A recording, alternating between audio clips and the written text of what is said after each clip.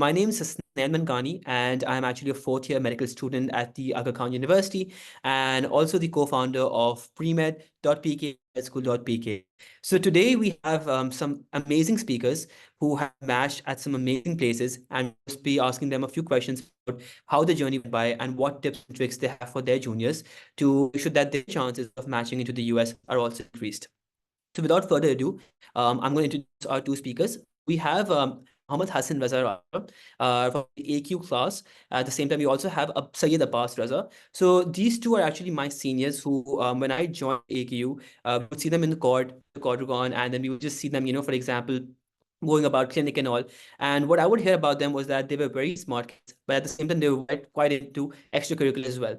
So I was you to look up to them, making sure that at the same time, how would one be able to for example, follow their clinical routine? How would, for example, one study well, at the same time also participate in a lot of extracurriculars. I remember Abbas was the one who would sing at a lot of events of AQ. So then that's something that I remember from him as well. And I feel that even in his interviews, he must have talked about that, and that might have been a brownie point as well. So let's get started. I just want both of you to just introduce yourself, tell a bit about where you went to high school firstly, because a lot of people don't even know the fact that there's a lot of students in, for example, AQ who are not just from Karachi but all across Pakistan.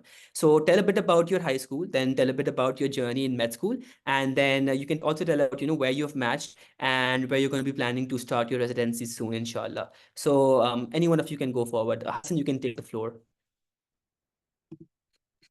Sure. Thank you so much for having me. And it's great to speak to everyone.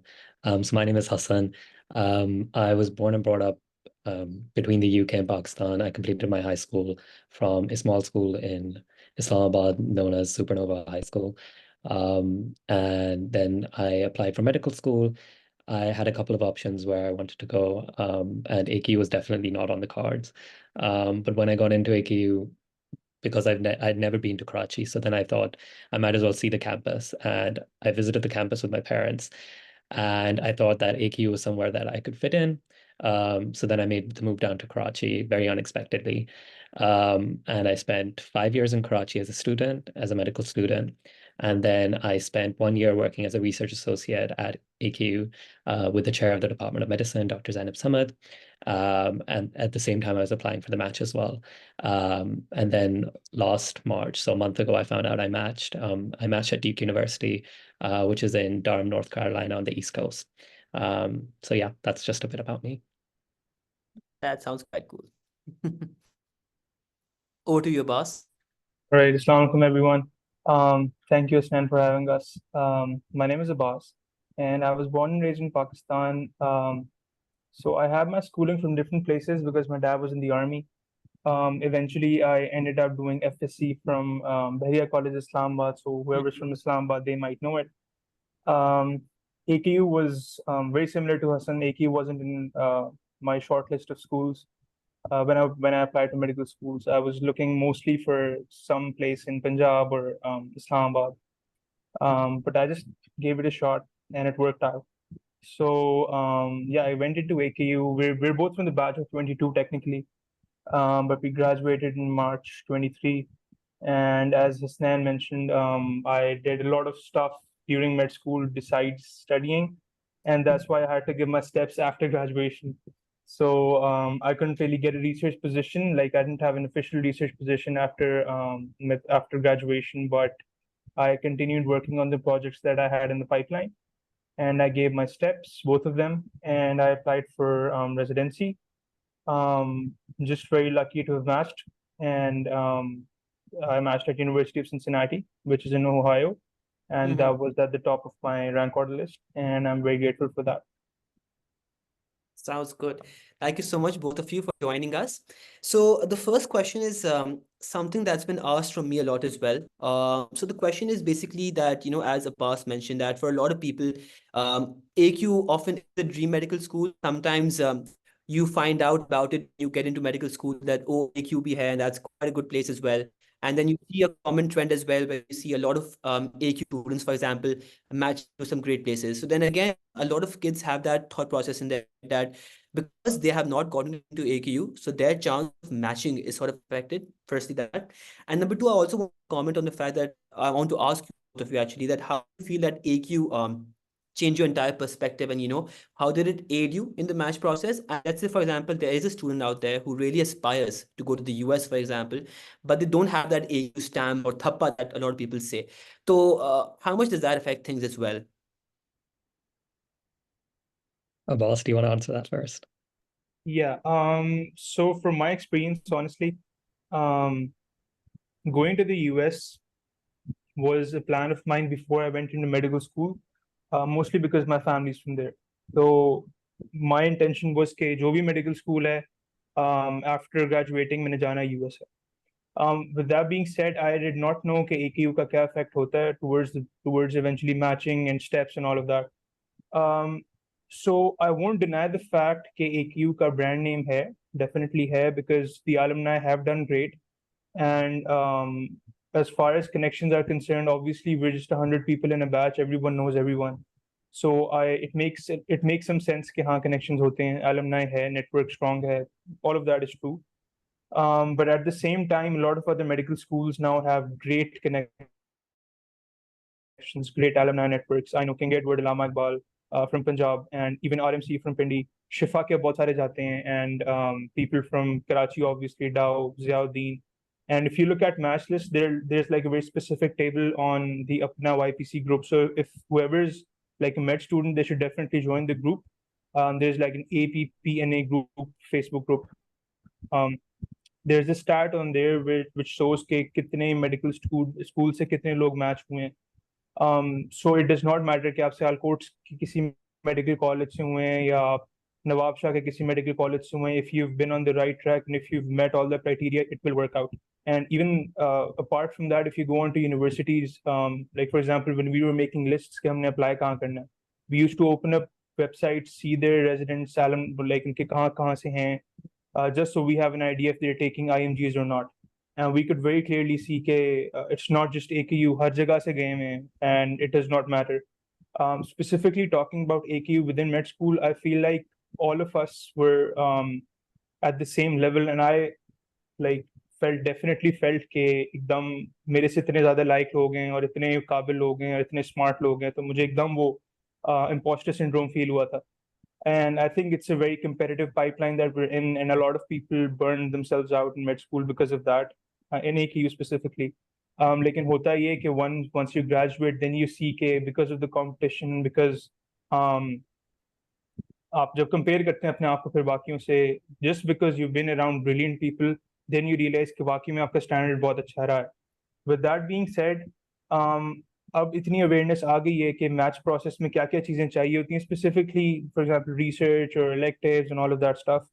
So it doesn't really matter कि आप कहाँ से हैं, as long as you're meeting all of those criteria. I think you're good to go for the match, and there's a very high chance you can match. That's good.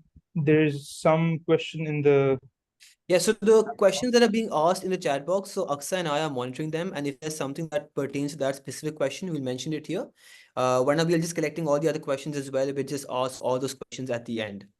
Oh, So Hassan, any questions on that? can you hear me just fine, by the way? Someone says Yeah, there's we can hear a you. sound Yeah, problem. we can hear you very well. Yeah. Okay. Yeah, yeah. that's fine. Yeah, so I'm just going to echo what Abbas said. I think, it's good having a vision where you want to go, and in Abbas's case, I guess that was his vision. It was certainly not my vision to end up in the US. And I don't think the majority of people think that, when entering medical school, where they see themselves 10 years in the future. So I just kind of really went with the flow. As regards to whether AQ helps or not, I won't deny it. Yeah, it definitely helps. It was brought up in my interviews that, oh, you graduated from AQ. Some of the places where I interviewed at, they were AQ strongholds per se, in the sense that AQ alumni have gone there. And it's the same case with other medical schools as well. As the boss mentioned, that other medical schools have extremely strong alumni networks. I know, for example, Dow, King Edward, more people match from Dow and King Edward than from AQ. So there is an alumni community present. But I think, thinking before medical school where you want to end up, it's a good thing, but I wouldn't make it a make or break situation. And that's something that I actually wanted to mention, that no one thing can really make or break your application. So what if you're not an AQ? It does not it will not make or break your application. It won't mean that you won't end up in the US. Your route might be slightly different. You may need to play different cards. But at the end of the day, if you want to be in the US, if that's where you see yourself, you will end up there at the end of the day. I will say that the most important thing, especially in other medical schools, is that linking up with your alumni networks, because a lot of times I was talking to PDs and I was talking to associate program directors, and the main bottleneck that they see with IMGs is they don't understand our standard of education, or they don't understand where they're coming from. And it's very apparent in the sense that someone probably with my application stats, if I was an AMG, who was familiar with the system, I would receive interview calls at different places as compared to the interview calls I got. Not saying that I got bad interview calls, alhamdulillah, I got very good interview calls, but I'm just saying that as an AMG, they're familiar with the education system that you're coming from. So if a program director then sees an unknown medical college, then they're less likely to call you in for an interview. However, if you've linked up successfully with alumni who've gone to the US, then they'll be very familiar with the type of place you're coming from, or the education system that you're coming from, and you're more likely to receive an interview. So those are just a couple of points that I thought I'd mention. But other than that, whatever Abbas said. And then as opposed to how I ended up, I think the second part of your question, whether AQ helped me or not, yes, AQ helped me. But I think there are pros and cons to it. And I think, I personally never attended any of these meet the match talks, because personally for me, I just found them very pressurizing, where I'd see all these alumni who'd come and I'd just be like, I'm trying so hard, but I still don't see myself coming there.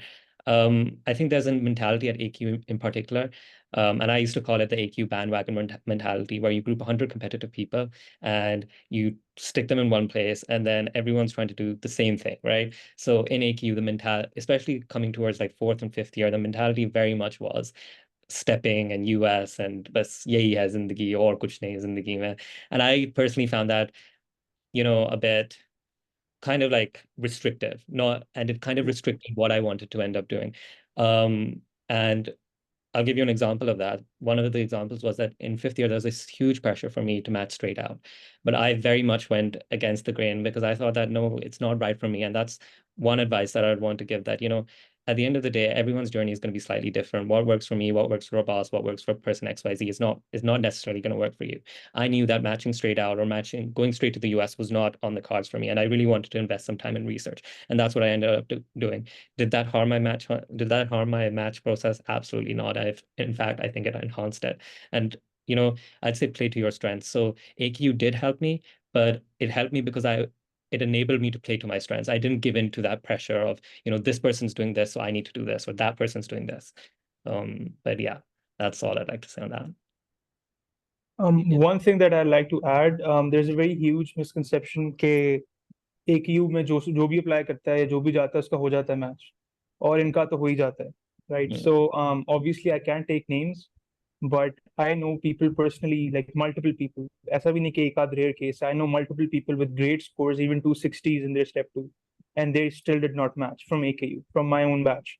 So it just goes on to say that having an AKU name in your application does not mean you have a guaranteed spot in the US or anywhere in the world.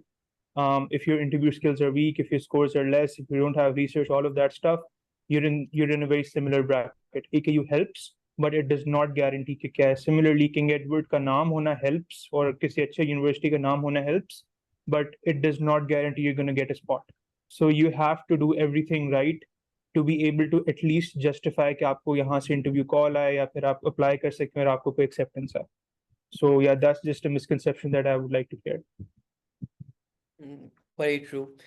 So let's start from the start. And we have had a student who's asked us that, why did you choose to actually give the USMLE over the PLAB? So at that time, I know, as Hassan mentioned, there's a bandwagon. You see everyone around you also, for example, just crazing after that USMLE, sort of like, first like step one, then step two, then step three, and then match as well.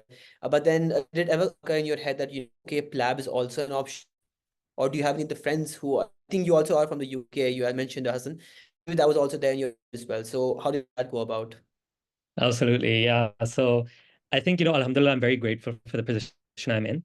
But I think, if I had kind of taken stock of everything and kind of assessed everything according to my situation, I would not be in this position. I'd probably be doing PLAB. I think, where it came down to was that I'm someone who, A, does not like to take risks. B, I very much I feed into that bandwagon mentality. I see everyone else doing something, so then I'm also doing that, right? And I think sitting in AQ, I lived a very individualistic lifestyle in the sense I was away from home. So my home is in Islamabad in the UK, and I was here in Karachi. So I was living a very individualistic lifestyle where I didn't realize that, okay, as soon as I graduate, I actually have responsibilities, I have a family. So there was a lot of pressure for me to pursue the PLAB route. When I was in medical school, I thought that, okay, let me just give step one, let me give step two, and then I can take stock of the situation. And then by that time kind of rolled around, I just felt I was too deep into it, right? And the other thing that I think personally attracted me towards the US, it was the fact that I felt like the training pathway was significantly shorter. I don't personally see myself living in the US long term. I personally see myself either going back to the UK or practicing in the Middle East. And I just felt that, if I can complete my training within 3 years for a hospitalist or 5 to 6 years as a subspecialist, and then relocate back to either the Middle East or Pakistan or the UK, that would be a better use of my time, as opposed to the UK pathway, where although it's very rigorous, but I knew that it would take me from post-graduation. So I'd graduate, I'd spend a year in house job, then I'd take around 1 to 2 years just to get into the system. And then I'd likely be stuck in a non-training post for quite some time. And having seen my parents gone through it, my parents became consultants. It took them 10, 15 years to become consultants in the UK. So I just thought that I'd save time. So at the end of the day, it just came down to time for me, that I thought, I could save time. And then secondly, the thing that also kind of attracted me towards the US, which I'm sure it's changing in the UK as well. But when I was in the UK, I just felt that, you're either a clinician, you're a researcher, but there are very few examples of people being both, right? Or people that I had personally interacted with, right? And I just felt when I went to the US, there were a lot of opportunities in a lot of different fields, right? And I just felt like अगर जैसे एक ही लग जाता, the world is open. I can go anywhere in the world, and I can be a researcher, I can be a clinician, I can be a clinician researcher, I can be a clinician educator, and it'll automatically be understood. So I think that's why I ended up kind of then applying and then pursuing this pathway.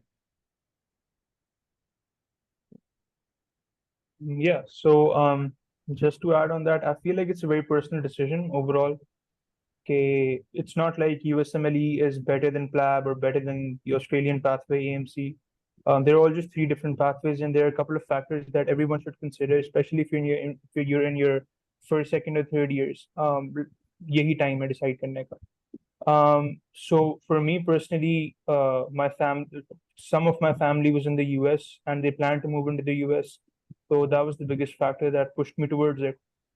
Secondly, I feel like the training is shorter and the pathway suits my intended specialty. So for example, back in third year, there was a very brief time जहाँ पे मुझे दिल किया कि मैं cardiothoracic surgery करूँ because of a certain rotation I had.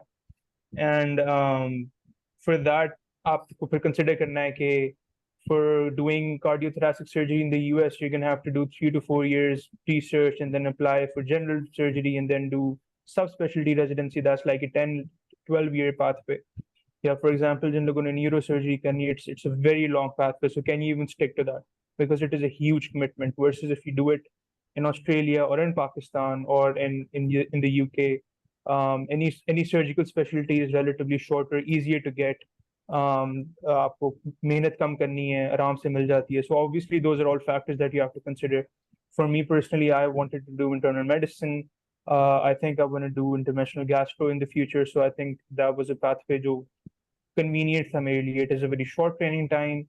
And honestly speaking, when I went to my electives in the US, जब मैंने वहाँ का माहौल देखा और जो healthcare system है, it's not perfect, but the level of training and education that they provide is genuinely worth it. Like it makes sense when Hassan says, okay, if you have an MD tag, it opens up the world for you.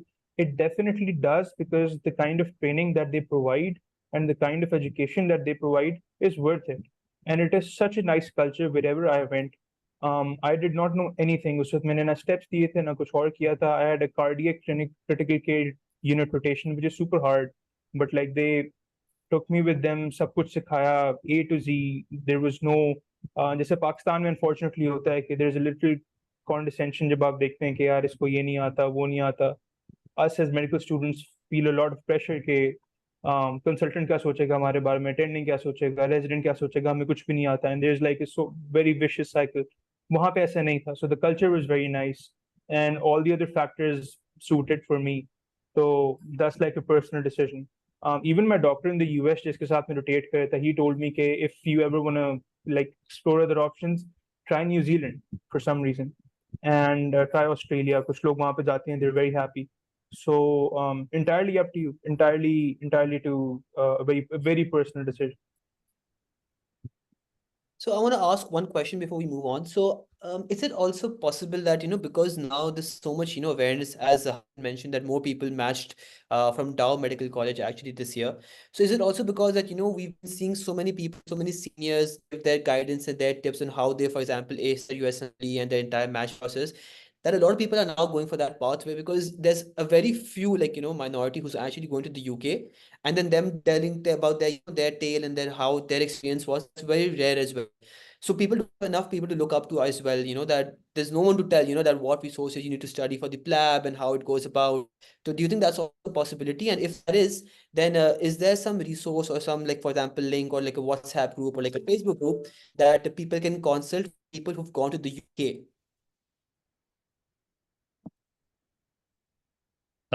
So I can answer a bit of that question. I'm not exactly sure. But I will say, so sorry, one second. Can you hear me? We can hear you, yeah. Yeah, okay, great. Yeah, so so I'm a twin. I graduated from AQ. My sister graduated from Army Medical College. And I would say that I think, we live in a bubble environment, especially in Karachi. I think in Dow and AQ and in KE as well, there's a USMLE culture that is prevalent. But in the majority of medical schools in across Pakistan, I'd say the USMLE pathway is a minority. I can speak directly from people from RMC, Rawalpindi Medical College, and from Army Medical College. The US pathway is very, like, it's for a select few because it is very, very expensive. I think, people forget the fact that um, there's a limited few who can actually afford the whole entire process, right? Where the UK pathway tends to be a lot more economical, and there's a lot more people actually going for the UK pathway. As opposed to like actual resources, I'm sure there are resources. There are WhatsApp groups that Facebook pages that I follow, just Road to Residency UK के नाम से एक ऐसा page है. And then there are a couple of Facebook groups as well that I can dig out as well. But there are seniors who can guide you in that pathway as well. There are people from my class as well who are pursuing the UK pathway, and I'm sure they have resources as we do as well. I think a lot of my resources came from seniors who had matched. A lot of my guidance came, like do's and don'ts came from seniors who had matched. So similarly, people going to the UK would have access to those resources. I think, in the age of the internet and data and everything, as Abbas mentioned, everything is available online.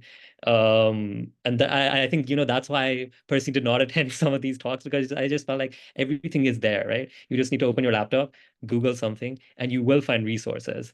It's all out there. But yeah, I'll dig out some links, and I can possibly share them on the chat. Yeah, that'll be great. So the next question is that obviously, if I start asking Abbas and Hassan right now, that, tell us about how you studied for the USMLE, that's going to be another 2 hour long session. What I'm going to ask is, let's say, for example, from first year to fifth year, if I ask you that, what 3 things do you think that really helped you? Number one, something you would have done differently, so that, you can just concise, all your answers, as to how one should study for the USMLE. Some things that really helped you, for example, or something you should have done like differently that you now are sitting at, like, for example, thinking about your USMLE preparation. So, Abbas, you can start. Yeah, so in my case, I gave my steps after graduation.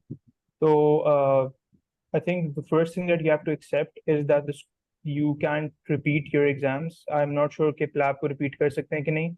USMLE में, if you pass your exam, you're stuck with that score for the next 7 years, which basically just means you're stuck for life. So it is a super important exam. You can't take it again. So you have to be very sure कि आप जब भी दे रहे हैं, आप अपने हिसाब से दे रहे हैं. And with that comes the fact that you have to accept the kind of student you are. Some people take a very short time to study and उनका prep time बड़ा कम होता है. They're very good exam takers, so they obviously need less preparation time overall. And then there are people who need a little bit more time कि वही content फिर से cover करना, revise करना, याद करना. They need more repetition. So it just depends कि किस type के student है और किस तरह की पढ़ाई का है, schedule किस तरह का है, हालात किस तरह के. So with that being said, obviously, generally speaking, because step one is pass fail right now, I've heard people giving it in 3 months, which okay is the shortest amount of time I've heard, 2 to 3 months. And I've also heard people जिन्होंने साल लगाया, 1.5 साल लगाया, आपको करना पड़ता है, you're figuring out resources ये वो. So step one takes comparatively longer, basically because you're figuring out resources, which one works for you. Step two में at least आपका ये time cut short हो जाता है. For step two, the only resource is UWorld. I think it's a great resource. उसके बाद थोड़ी बहुत जो site पे चीजें वो करनी होती हैं. But at the same time, the pressure is so much on step two because it's the only score that you have. So उसमें पहले लोग अगर 6 महीने लेते थे या 4 महीने लेते थे, अब लोग उसमें भी साल ले रहे हैं. So obviously it depends. You definitely have someone has asked, do you have to give step early? Definitely do. And a lot of people are asking about electives. So if you do give your step one early, it opens up a lot of doors for you कि आपको electives ज़्यादा मिल सकते हैं. For example, like I faced that unfortunately because I couldn't give my step during med school. So like a lot of places, for example, Cleveland, Mayo, Yale, all of them needed step one scores, step one pass result. तो वो मेरे पास नहीं था, so I couldn't go there. या फिर काफी सारी उसके अलावा भी universities हैं. So of course the earlier you give it, the better. But that doesn't mean कि अगर आप नहीं दे सकते, manage नहीं हो सकता, तो like you're done. Definitely focus on your med school, focus on your rotations. For people who are in the first and second years, basic sciences अच्छी तरह करें because that is what step one is about. उस पे focus करेंगे. Hassan is a brilliant student. He had honors or सारा कुछ था. He did his basic sciences super nice. So I'm sure he could easily do step one या plab. आप जो भी exam दें, obviously आपकी इसी knowledge से आगे जा रहे हैं. So focus on your sciences, focus on your rotations because that comes in step two. And then timeline, you can watch multiple videos. It's the same timeline. It genuinely depends on yourself कि आपके पास कितना time है और बाकी चीजों की commitment कितनी है. If you're doing nothing and you're just at home taking a gap year, step two and step one देना is obviously quicker, easier. Like, if you're having research positions साथ या फिर you're doing it during med school, it definitely will take a lot more time, maybe twice as long. So just consider those couple of factors. Thank you so much, Abbas, for the compliment. It's true. I mean, it's true. It's true. So with regards to step one and step two, I think, what helped me, I think now what I see people doing is they make step one and step two the reason why they're in med school, which is not the right way to approach med school. As Abbas mentioned, focus on the basics. They come again and again and again, and I can't emphasize it enough. So I gave step one in September 2021, and at that time it was scored. So I knew I needed to score a decent score at least. So I invested time in that. And I built upon my knowledge that I had learned in year one and year two. And the way AQ is actually structured is our year one and year two modules actually feed very well nicely into the USMLE system. So I just built upon that knowledge and I invested time. And I think we were very lucky in the sense that we were the COVID batch. So in year three, we were stuck at home and for 10 months. So I invested a lot of time in that. So then I gave my step one immediately at the beginning of fourth year. And then that did help me because it gave me a lot of knowledge that I could use in clinics. I say this time and time again. I think, first aid is amazing. You can use it in basic sciences, you can use it in clinical years. And in fact, all the questions you're asked in rounds and all the pimping questions, they come from FA. सीधे FA से आ रहे होते हैं. So because FA रटी हुई थी, I think it really helped me in clinics as well. And I think getting done with my step one a bit early in year 4 had a lot of benefits because I could focus on med school, right? I could focus on my social life, I could focus on clinics, I could focus on actually being a medical student, because these exams are intensive and they do take a bit of your time out of your normal schedule. But B, it also opened up those opportunities for me for electives, where I knew I could apply to places like Yale, Mayo, Cleveland, because I had that step one. I think moving on then to step two, I saw people giving it in medical school, which is fantastic. I think, if you are able to give it in medical school, then you should. I personally did not want to give it in medical school because I think, as the boss mentioned, now that step one is pass fail, there's a lot of emphasis on step two. So I knew I needed to score. I wanted to score a good score for step two, and I wanted to invest time in it. And I think the biggest thing with the USMLEs is knowing your exam strategy, or knowing how well of an exam taker you are. I thought I was a decent exam taker, but I think, my fatal flaw is that even if I've done all the content, even if I've done FA 3 or 4 times, I'm still very underconfident. I'm naturally a very underconfident person, right? And especially for step two, you need to have a strong gut feeling, because it doesn't really come down to your knowledge. It comes down to how well you can take an exam and how confident you feel about the answer. I think I've spoken to so many people who've given step two. No one comes out of the exam saying, "Oh, mera to exam bahut acha gaya," or "Main to expert hu." Everyone comes out of that exam thinking, "What the hell has just happened?" Right? And you need to rely on your gut feeling. So even though I gave my step one in September 21, I ended up giving my step two in May 2023. So I took a year and a half just to kind of focus on my social life, focus on medical school. I graduated in that time. I focused on my electives. I focused on my final year, but also then doing UWorld properly. I wanted to invest time and effort into UWorld, and I ended up doing UWorld twice. I'd recommend that for some people. I wouldn't recommend that for everyone, but personally for me, it gave me that confident boost that I didn't have once I had done UWorld once. I had got those scores, but I knew I wasn't a confident exam taker. Once I had done UWorld twice, and once I had hammered down on the resources, I gave that exam feeling confident. Yes, I did not know how the exam went, but I didn't have that sinking feeling that I don't know what's happened. I gave that exam very confidently, which is not my usual style of giving an exam. And I think that paid off at the end.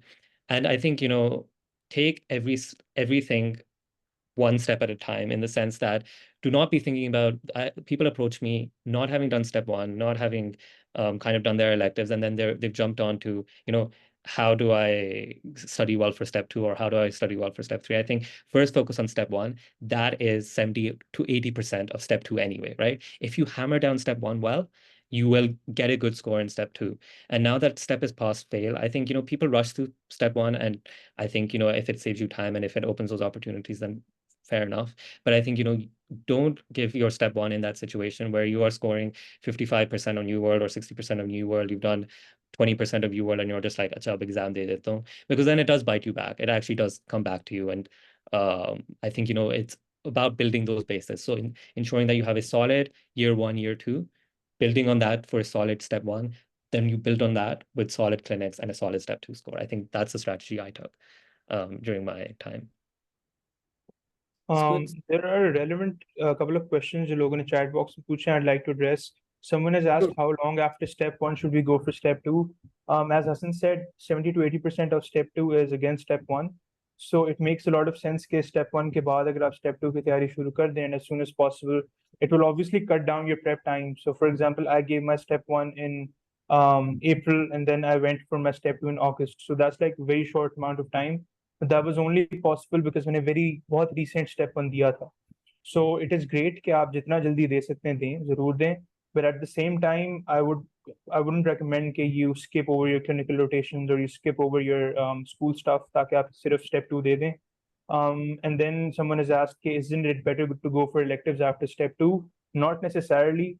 Of course, the better knowledge you have, ठीक है, सही है, step two की भी knowledge आपके पास है.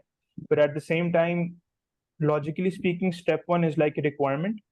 कि आपको elective की opportunity ज़्यादा मिले. Step two isn't. So you don't really have to rush your step two before going to electives.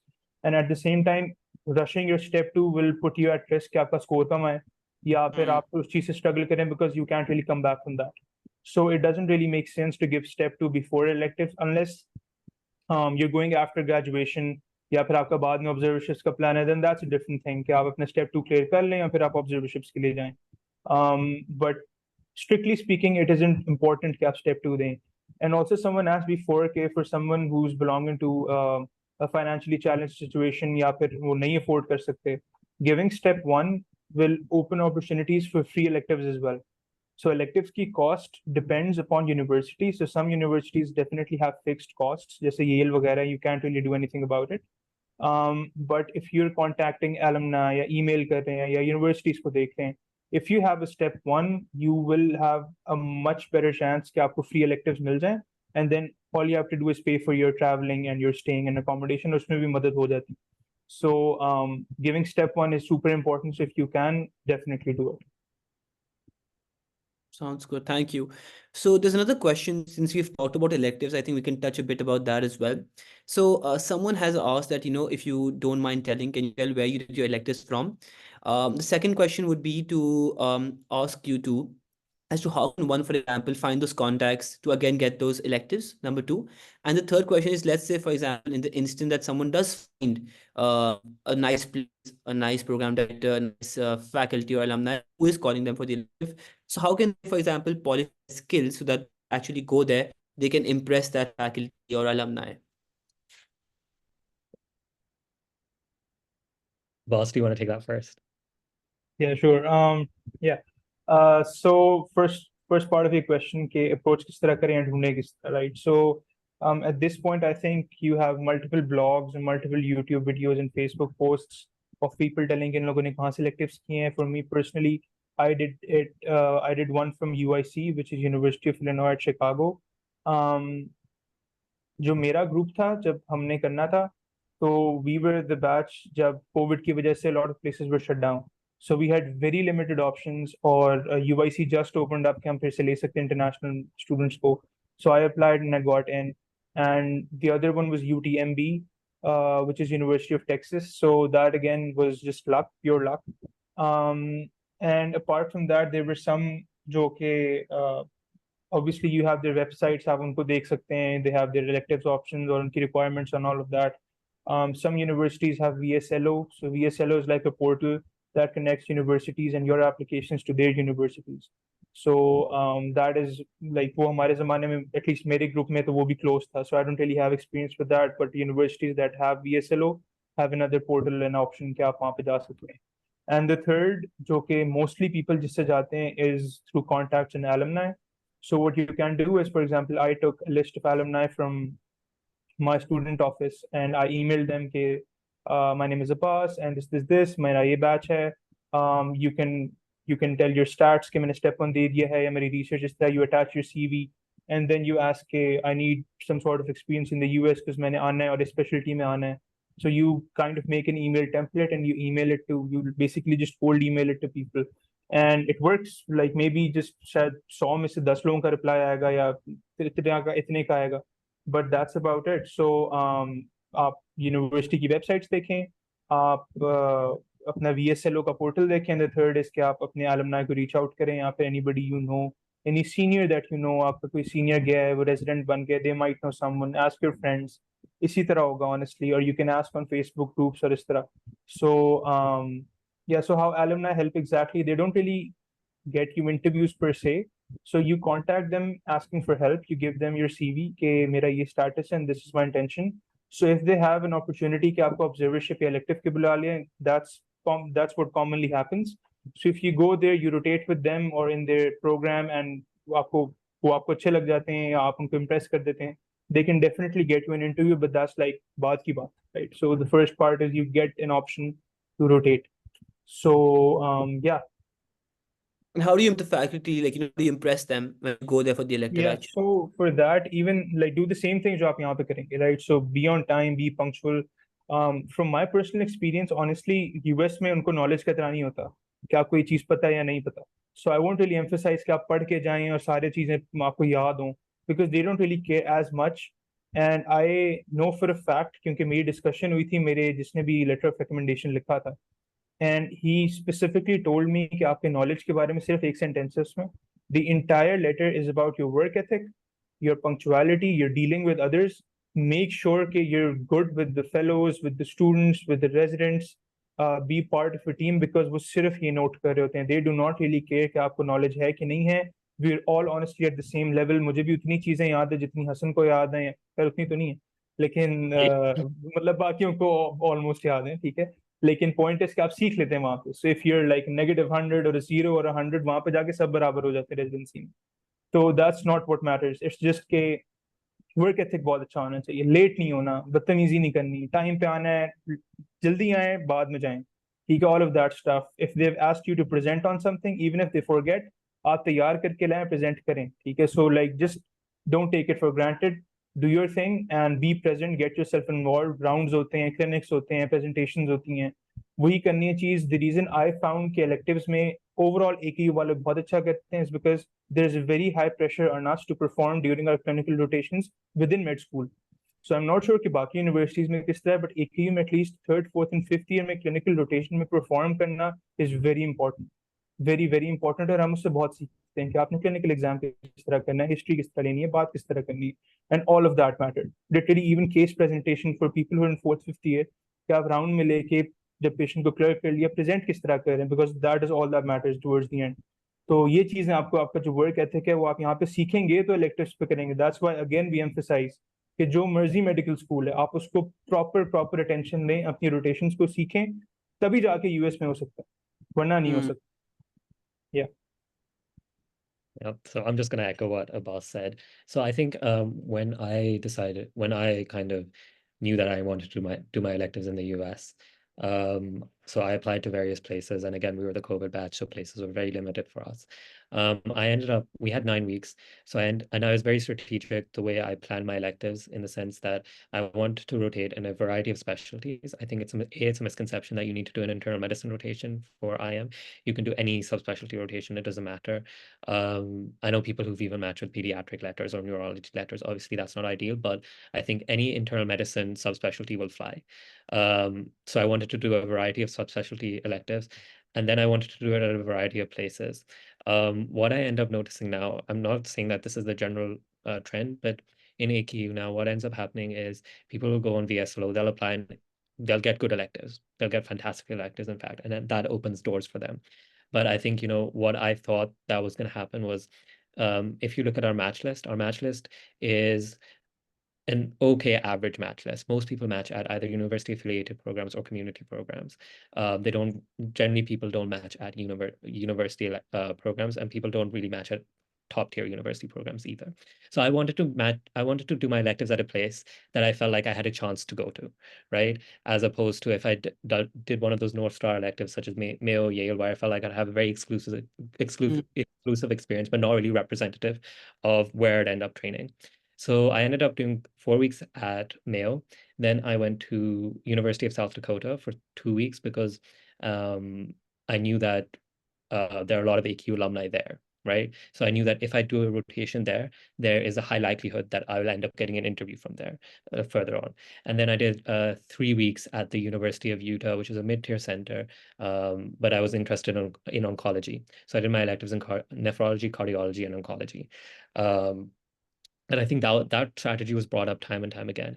I think with electives per se, a lot of it relies on luck. I think, I was extremely lucky that I got my Mayo elective. I was extremely lucky that the two other electives, alumni responded. And both my electives were facilitated through alumni. And they weren't alumni that I knew. There weren't any people that I had direct contacts with. It was just the fact that you send a nice email. And if you're lucky, they might respond, they might not respond. I think having seen a lot of faculty members now, they're extremely busy. So I wouldn't take it hard if people don't respond. It's just how it works. So I sent around 200, 300 emails. I got like 5, 10 responses. And eventually 2 of these places worked out. At the University of South Dakota, I rotated in cardiology, and it was the fellow who was an AQ grad who actually facilitated that rotation for me. And I got a lay of the land. I got to know the program very well. It was another story that I ended up not applying to the University of South Dakota because of personal reasons.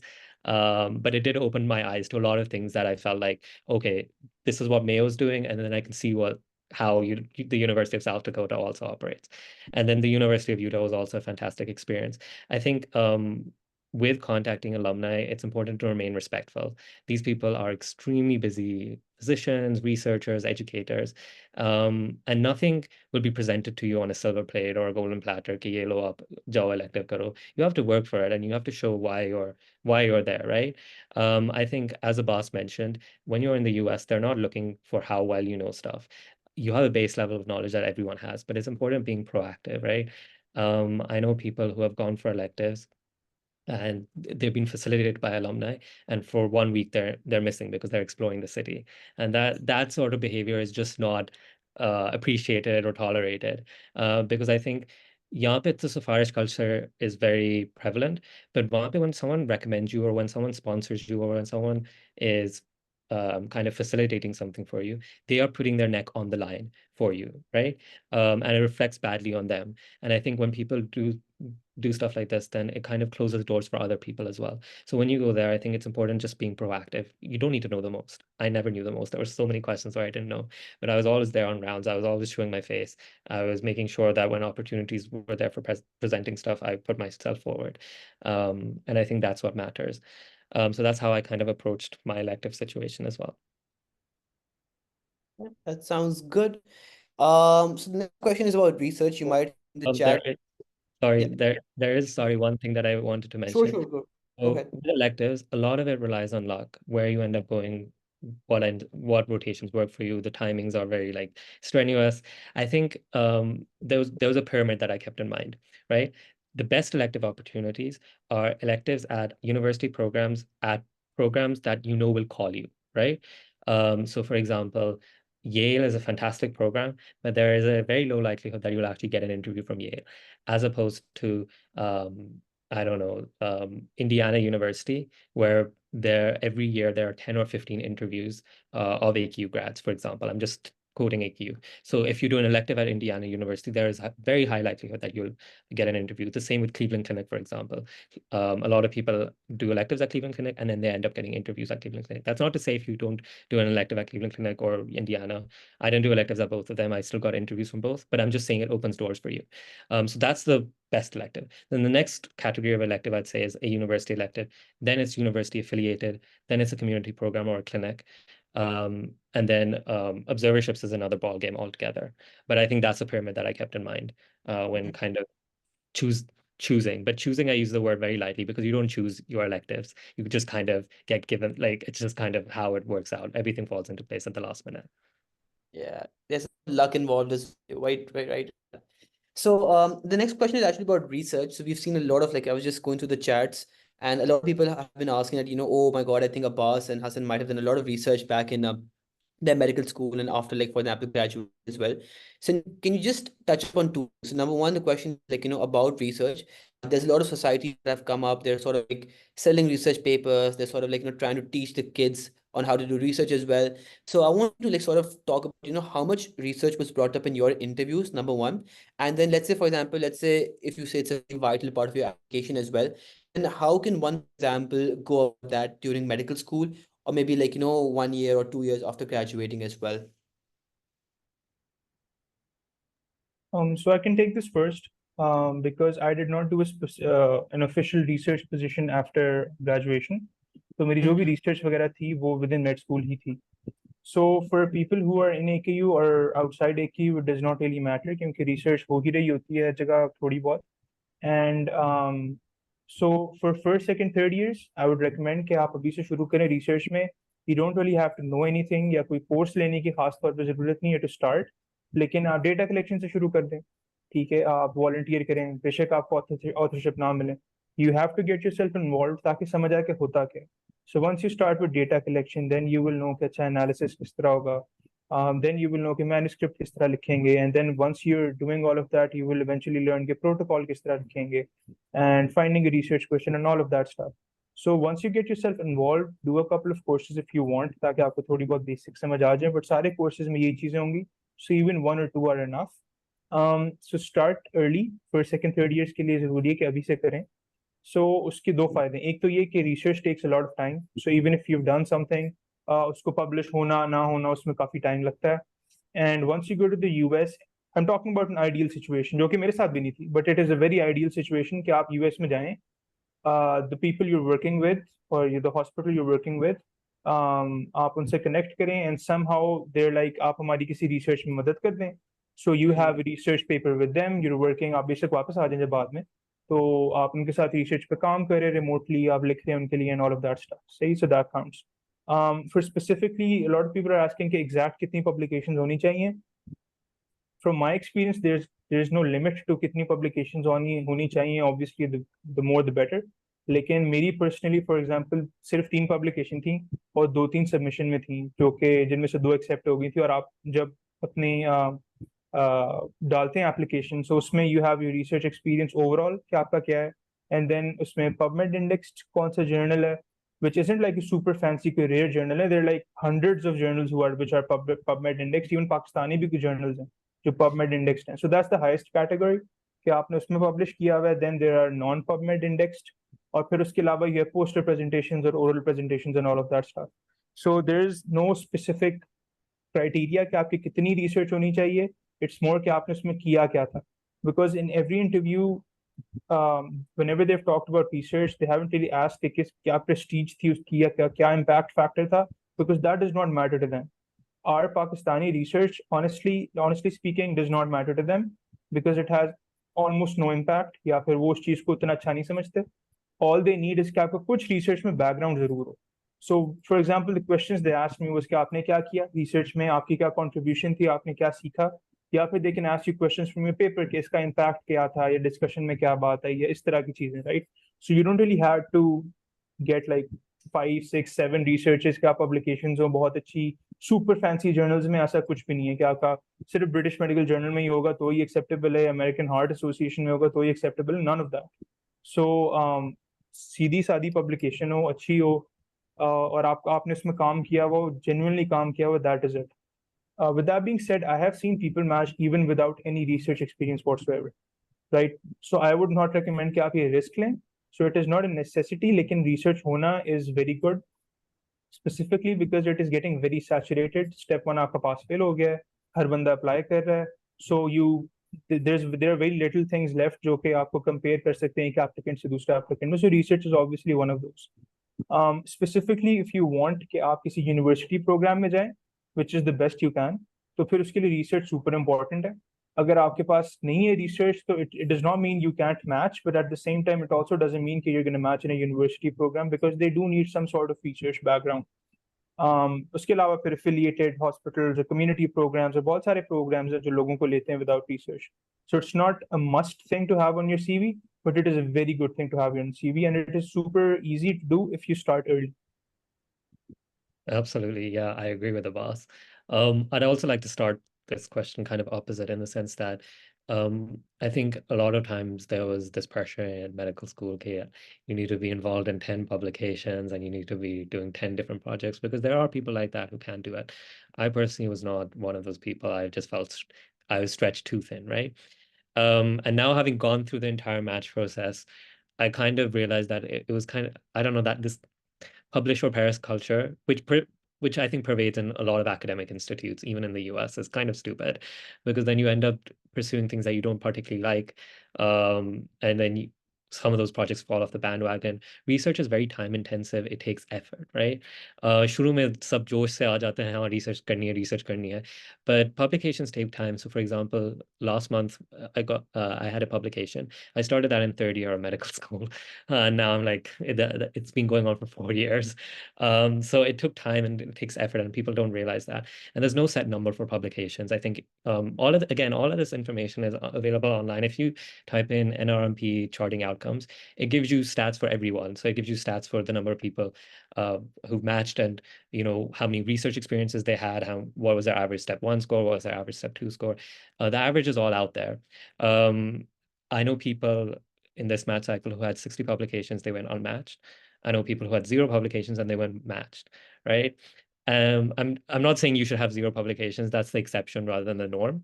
But I would say that, this pressure on that you need to publish as much as possible is also wrong. So talking about my research journey in particular, again, there was the bandwagon culture at AQ, and in second year, there was a lot of pressure to get involved in research. But I wanted to get involved with research strategically. So I thought about this fields that I'm interested in, right? And at that time, it was pediatrics, medical education, trauma.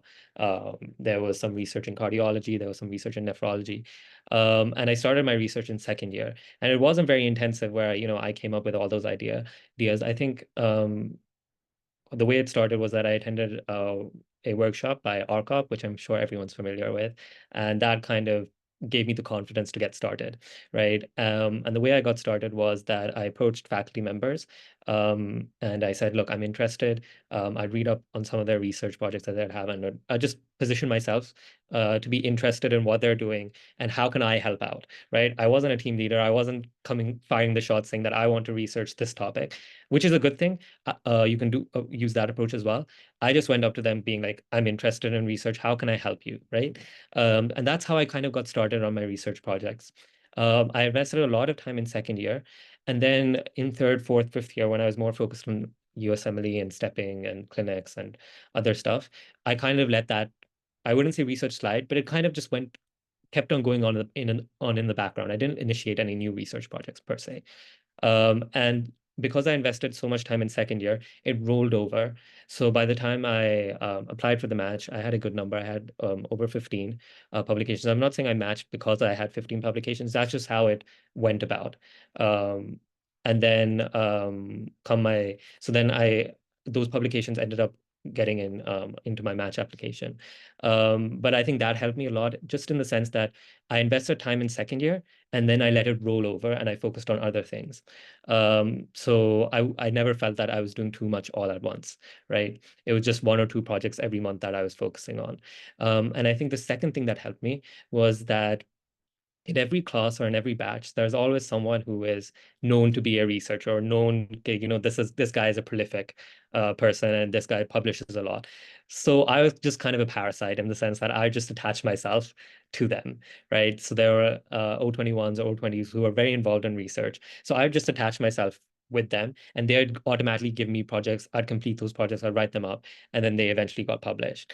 So very few of my publications are actually first author publications. Most of my publications are second, third author publications.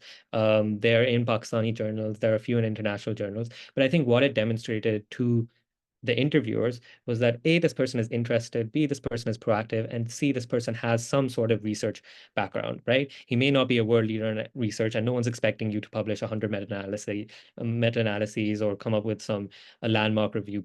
But it just demonstrates that this person likes to get involved in stuff.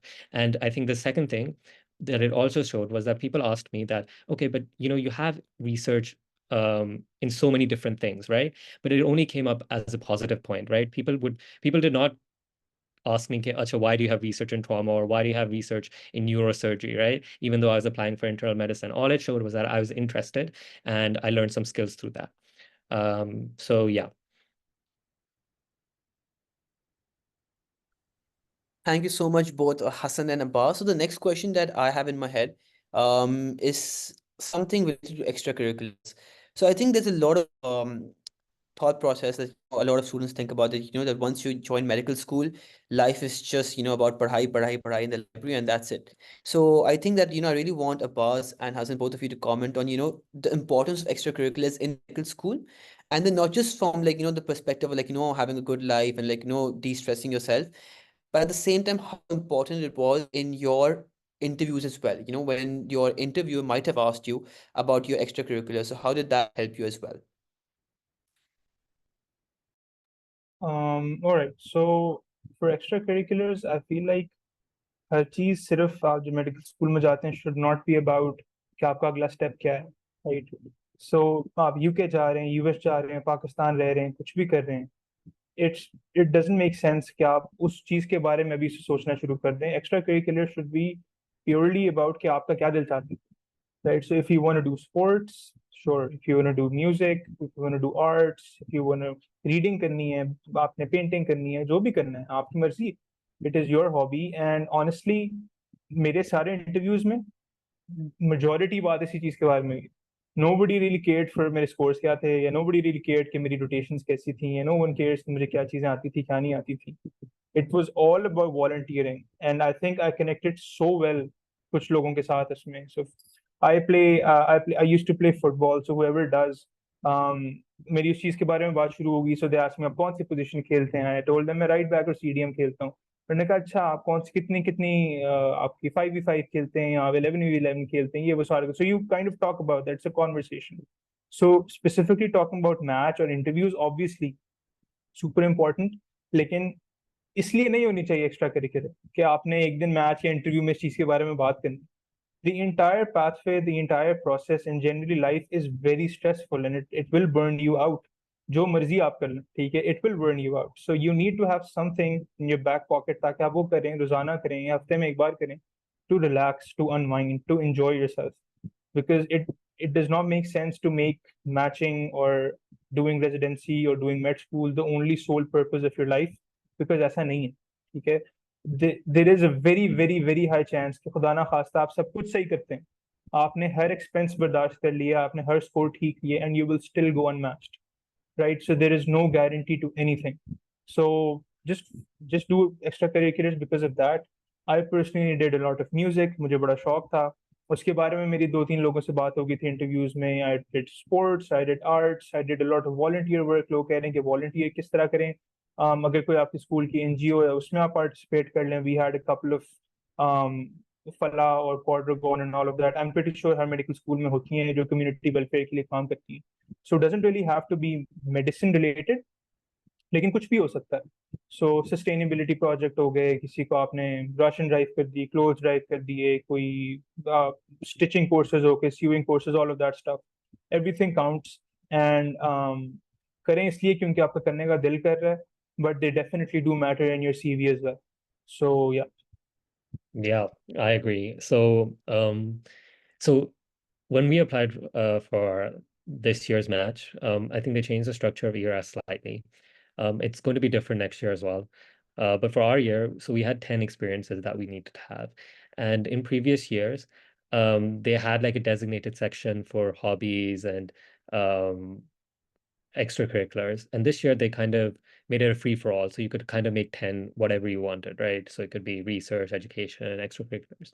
And I remember when I was filling out the application, there was this huge pressure from a lot of people because I was sitting in AKU while I was applying for the match. So there was a lot of people around me also doing similar things.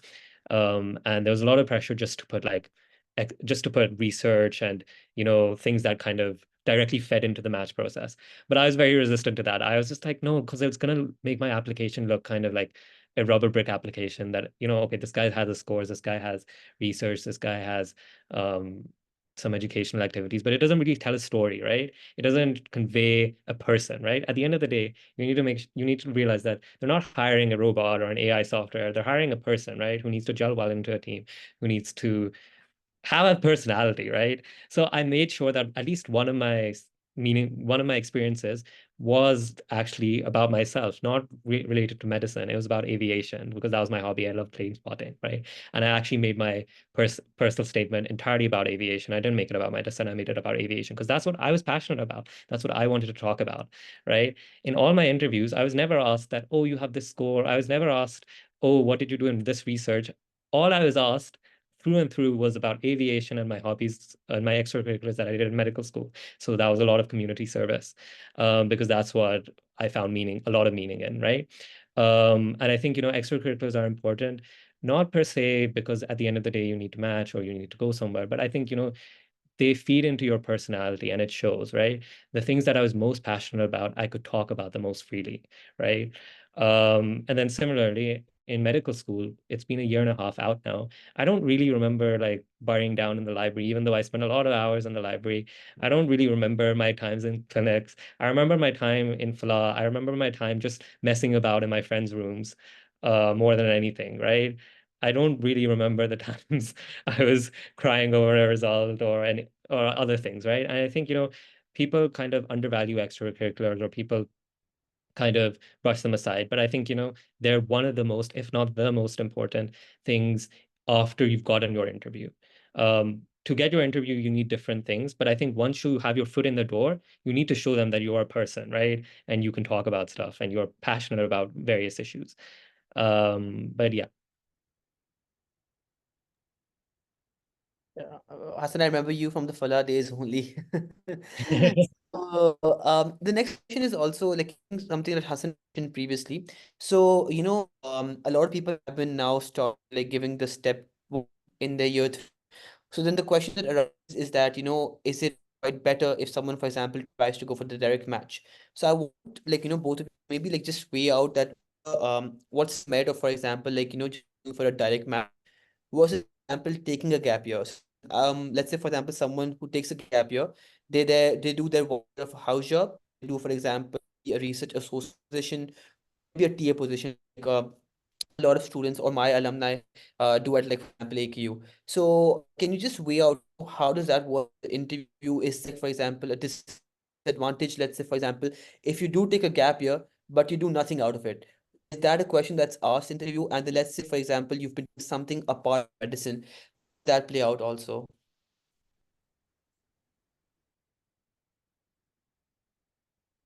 Should I take that first, Abbas? Okay, sure. So, okay, with regards to matching like straight out of med school as opposed to taking year out, I think I go against a lot of the advice that I've been told. But I think, there's the prestige associated with matching straight out. It's a fantastic achievement. I'm not going to discredit it. But I personally feel as the match is, a personal journey for everyone, it was not the right decision for me. I didn't think it makes sense. I still don't think personally, for me, it didn't make sense at all. And that's because of a couple of reasons. So in our year, for example, when we graduated, um, the people who applied straight out, right, they were still students. Because of that, you are applying ECFMG uncertified, so you get filtered out from some programs automatically. Secondly, because if you've done extremely well in medical school, you've got honors, you're at the top of your batch, et cetera, that won't show up on your MSP or that document that you need to upload because you're still a student. They can only issue a complete full MSP with your rankings and everything once you graduate. So then you're kind of shooting yourself in the foot. And then thirdly, it's the whole process of it is so draining. It requires you to focus a lot on deadlines, a lot of different things, right? And I just felt like, if I'm going to spend my last year as a medical student or last year as a student, right? I think there's a lot of privilege attached with being a student where you have no responsibilities. It's like a no strings attached situation. All you're there for is just studying and having fun and your social life. As soon as you graduate, life kind of hits you that now you actually have real responsibilities. And I didn't want to take away from that experience. I didn't want to take away from my last year of medical school chasing deadlines and chasing things. Well, 97 people were doing something else, and I was stressed about giving my OET on time or giving my step 2 on time or matching straight out. So that's personally why I didn't match straight out. Having gone through, I think, 2 math cycles now, because I went through 1 math cycle with my friend very, very closely, and I went through 1 math cycle with myself. But I don't think it hindered me personally in my application at all. Um, I got the same and better interview calls. My gap year was not mentioned in a negative way throughout any of my interviews. And I think I also was very strategic about it in the sense that I knew I graduate in January 2023. That's what it says on our transcript, right? And I'm applying in September 23 anyway. So I was technically also applying fresh out or straight out or however you'd like to quote it.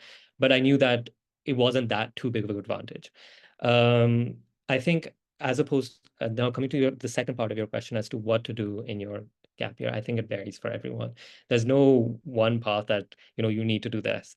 And I was confused as to what to do. So my electives came right at the end of my medical school. So they came in October, November, December 2022.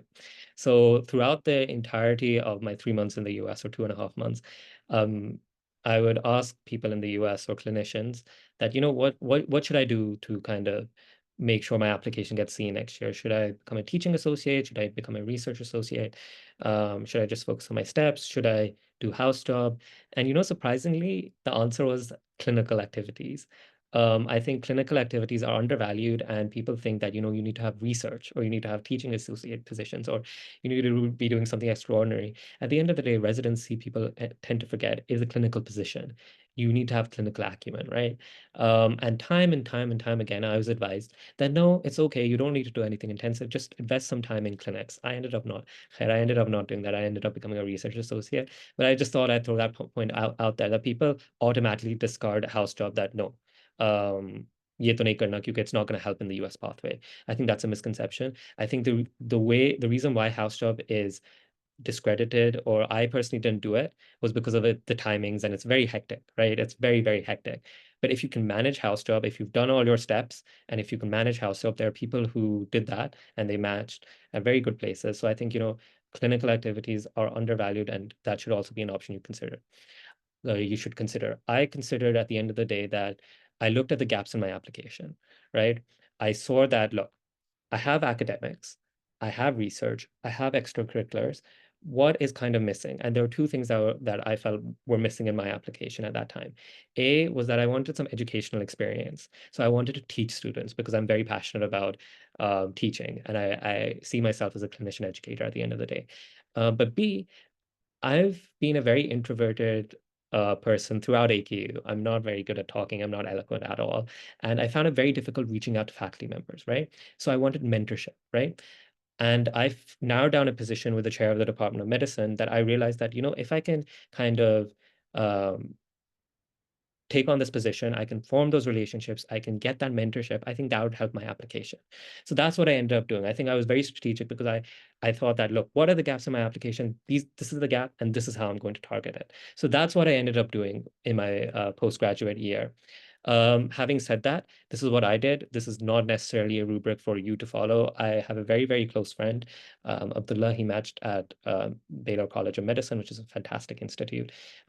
He just sat at home for 3 months. He had his teaching associate position, and he kind of just continued with his research remotely. And it still worked out for him, and he did fantastic in his match. He received a lot of interviews as well. I think at the end of the day, it's just a matter of how you sell yourself on your application, right? Um, People, this is another point that I wanted to share, but people tend to be very humble on ERA, so people don't tend to sell themselves, right? It's just a matter of how you talk about yourself and how you sell yourself. So saying that, for example, I spent 1 year as a research associate. Um, I spent 1 year as a research associate in the Department of Medicine, right? And this is the research I did. So what? No one's going to care about that. But if you say that, okay, I spent 1 year as a research associate with the chair of the Department of Medicine. I attended this conference. I presented here. I don't know, met this person. I was invited to this talk. I think that stands out a lot more. This is the impact I achieved. So it's about selling yourself. So in your gap years or in your years off, I think it's important finding something you're passionate about, finding something you can do. I think taking it 1 year off is fine, but taking more than 1 year off, I'd hesitate. I'd say that you should get involved with something if you're taking a couple of years off. But yeah. Yeah, so just to build on that, the best interviews that um, we can get as IMGs are university programs. So for that, I know personally people who've taken 4 years after graduation, 5 years after graduation. उनको भी आए हैं interviews बहुत अच्छे. So it obviously depends कि आपने fill किस तरह किया gap. Number one, I agree with Hassan that there has to be clinical activity. So it can be house job, it can be observerships in the US, it can be observerships here. Okay, so you just need to remain clinically active. So you kind of have the knowledge fresh or up momentum में रहें. But at the same time, you also have to notice कि आपके CV में missing क्या है, because that would take precedence. So I agree with Hassan that whatever you're missing in your CV, you can use your gap year to fill that portion of your CV or your personal statement. So for example, it can be research, it can be volunteer work, people who couldn't go to electives, वो observerships कर सकते हैं. ठीक है, so you can fill your gap वो चीजें करके. A lot of people find research positions in the US, which is ideal, especially for people who want to go to surgery. A lot of people want to ask about surgery. तो उसका pathway ये है कि residency तो हर जगह same ही होगी more or less उनके साल और सब कुछ. But to get into the US for surgical specialties, you need some research experience in the US mostly. So even for internal medicine, आपका best ये होता है कि आप post doc वहाँ पे ले लें. अगर वहाँ पे नहीं तो यहाँ पे ले लें if you want to fill your CV with research and if you want to fill your gap years with research. Other than that, your initial question was कि steps कब लेने चाहिए. I think steps is again a personal decision कि आप कब ले सकते हैं. So don't jeopardize your steps thinking कि मैं med school में ले लूँगी तो मुझे इतना फायदा है, and then you end up flunking it, because that would go worse. That will go against you. So only take your. It is definitely encouraged कि आप third, fourth year में ले लें. without compromising your clinical rotations and your sciences. But at the same time, make sure that you don't mess it up. Because the biggest red flag is not कि आपकी CV पे एक चीज नहीं है, but instead it's कि आपकी CV पे आपका failure है, या आपकी कोई attempt आई हुई है, या फिर आपका score बहुत low है. ठीक है, and low से मुराद है 220s. Even people match इसमें score के साथ भी match कर जाते हैं. But again, your odds of matching or your odds of being successful become lower and lower with low score. So with that being said, again, it's a personal decision. आप बाद में भी ले सकते हैं. So, and a lot of people don't factor it in, लेकिन finances also play a role. For med school, I know my parents had to pay a lot for AKU, right? And so it was weird for me asking them कि मुझे इस चीज के लिए अभी चाहिए, because steps alone like cost around $1,000, $1,100 for one step, right? So आपको वो चीज भी कंसिडर करनी है कि can you afford it right now, and if you really want कि आप करें फोर्थ थर्ड ईयर में या फिफ्थ ईयर में, so you need to plan ahead. A lot of people start freelancing or medical writing, और वो subscribing करना, remote scribe work करना शुरू कर देते हैं in their first or second years. Or ask your parents if they can afford it. Honestly, just have a very solid conversation with your parents कि USMLE का पाथवे इतना expensive है, इस चीज़ के इतने एक्सपेंस लगेंगे, और and you have an entire blogs और हर गूगल पे हर चीज़ है कि स्टेप्स के इतने पैसे लगेंगे, इलेक्टिव्स के इतने पैसे लगेंगे, एप्लीकेशन के इतने पैसे लगेंगे. So all of that matters, right? So उस चीज़ को लाजमी everyone should consider in advance कि हम बिल्कुल एंड डे नोटिस पे नहीं कर सकते कि अब मुझे इतने पैसे चाहिए, because that is not a normal amount for any Pakistani, honestly, anyone. It's not about any elite, yeah, middle class or anybody. It's not a normal amount for anyone, and that is why a lot of people don't even go for the USMLE pathway eventually, because महंगा बहुत है. So you have to plan in advance. But yeah, so the biggest red flag is failure on step 1 or a very lower failure on step 2. So just avoid that. If you can avoid that, sure, give it during med school. If not, तो med school के बाद भी आप कर सकते हैं. इसमें ऐसा कोई मसला नहीं. Right.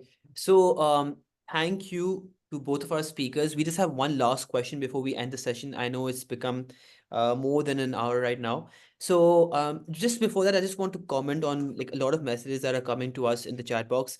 I think people underestimate the power of Google and YouTube and Reddit. Honestly, like there's a lot of content out there about the USMLE, about the PLAB, everything on Google, on Reddit, and even YouTube. So, like, there's a lot of basic questions that are being asked. For example, oh, what are electives? Or what does match mean? These are questions that you need to know the answer of before you go and ask someone else for guidance and anything else like that. So just go on YouTube, just search up, for example, let's say, what's the process to match into the US? What is the USMLE experience? What does the USMLE stand for? How many steps are there? So in this way, you will have a very good basic knowledge about, how these things work. And it's completely okay. Being very honest, yeah, I know, for example, like being in a place like AQ, we have a lot of seniors. The second you join AQ, it's your first day, and the question is, oh, kahan jana hai, US mein, what's your plan? But then, a lot of medical schools out there in Pakistan don't discuss this, but it's completely okay. You need to understand. Firstly, so I went to Dow for a year, and then I came to AQ, so I reapplied. So when I went there, I realized कि वहाँ का भी एक बेहतरीन, amazing Facebook group है with all the alumni. And AQ has just come into existence like in the last 40, 50 years. Before that, it was just Dow in Karachi. And Dow has some amazing alumni who are in top-notch places. आप Cleveland की बात करो, आप Mayo की बात करो, आप जो भी hospital की बात करो, there's a lot of places जहाँ पे Dow के doctors काम कर रहे हैं. So people don't, take fayda of that opportunity in the sense that, for example, like, if you have an alumni, for example, okay, so two things. Number one, for example, let's say you're from Dow, you can always approach an AQ faculty. If you impress them enough, they'll also take you on board. It's not that they only have a bias for their own AQ students, right? That's the number one thing. Number two, also look in your university, for example, there are such good directories as Abbas mentioned. So in the APPNA groups, I was just going through it right now only. And there's so many people who've matched before, jo Dow ke the, and they're at amazing places. And those people also want to give back. Those people are actually looking. I always used to tell, like, juniors who would ask me about AQ versus other medical schools. So what I would tell them would be the fact that, when you come to AQ, you're 100 student there, but then every kid wants to go to the US. So it's quite competitive, because everyone's trying to use the same resources. And AQ, if you look at the years, it has a lot of alumni going to the US, but compared to Dow, कम ही रहेगा, because AQ has not been there for a very long time. Dow has a class of 350 students. So, अगर उनमें से 50 भी जा रहे हैं, like, per batch, or even 30 or 40, so इतने सालों से अगर आप कैलकुलेशन लगाओ तो डाओ के बहुत अलमना है यूएस में, यूके में, ऑस्ट्रेलिया, हर जगह बैठे हुए हैं.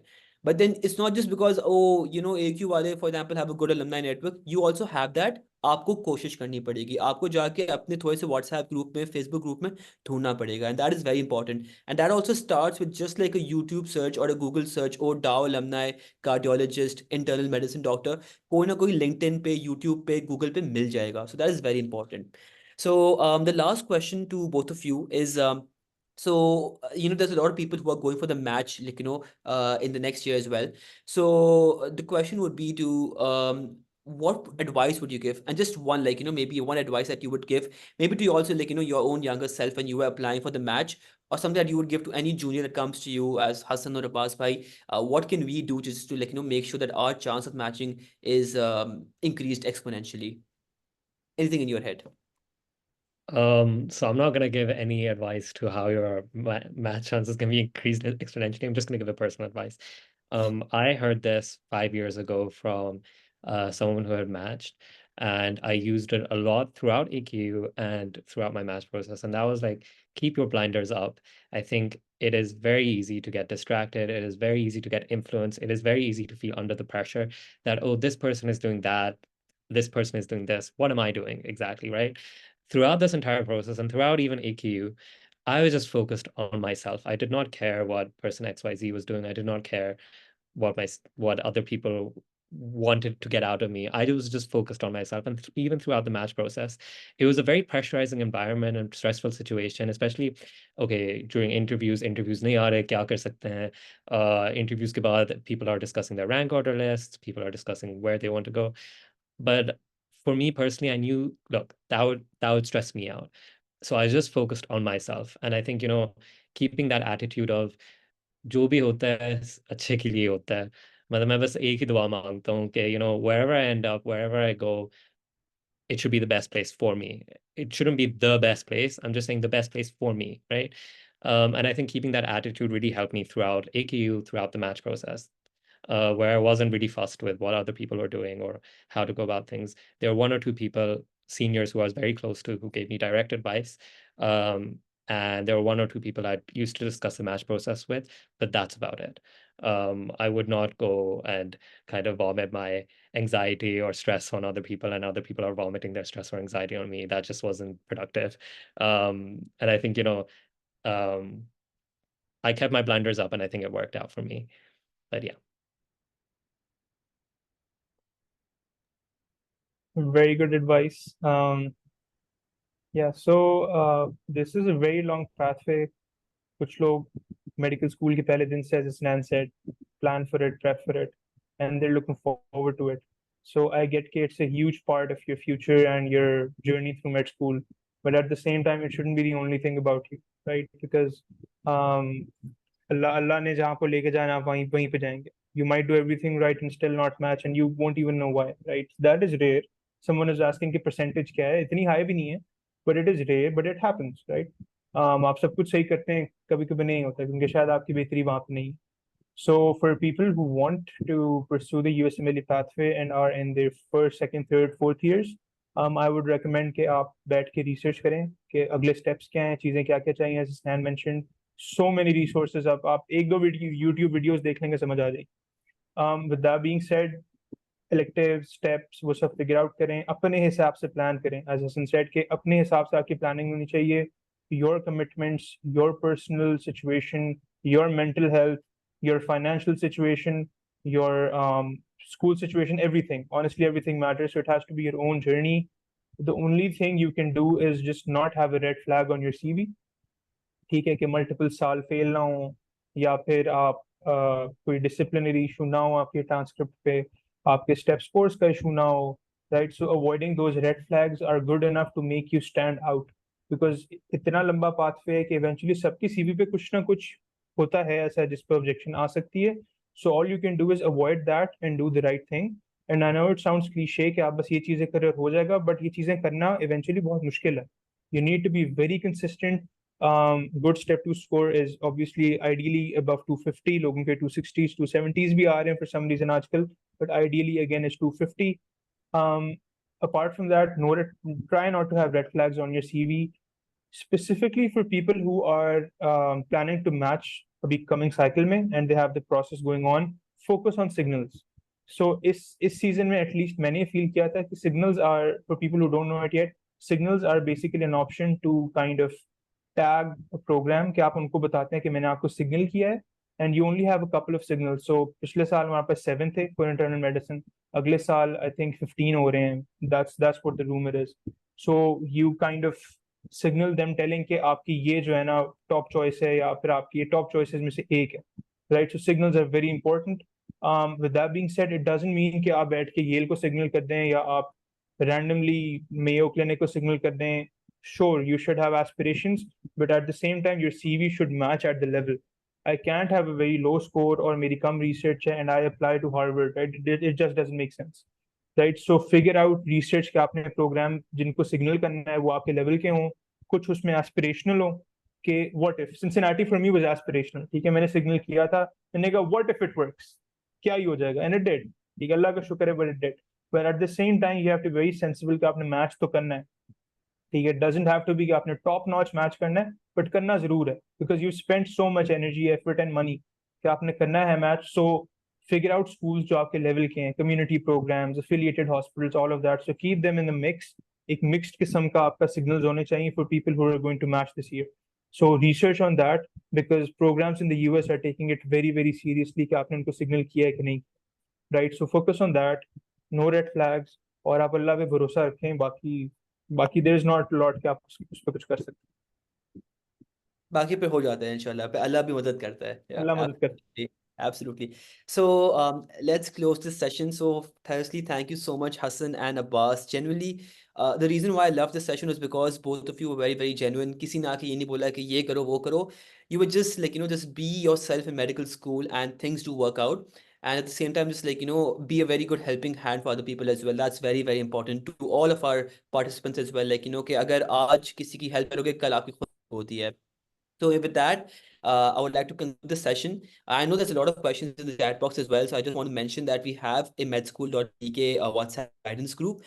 So you can just join that. We open our WhatsApp group for questions. And if there's any questions, then we can also relay them to either Hassan and then Abbas, and they can also answer it for us.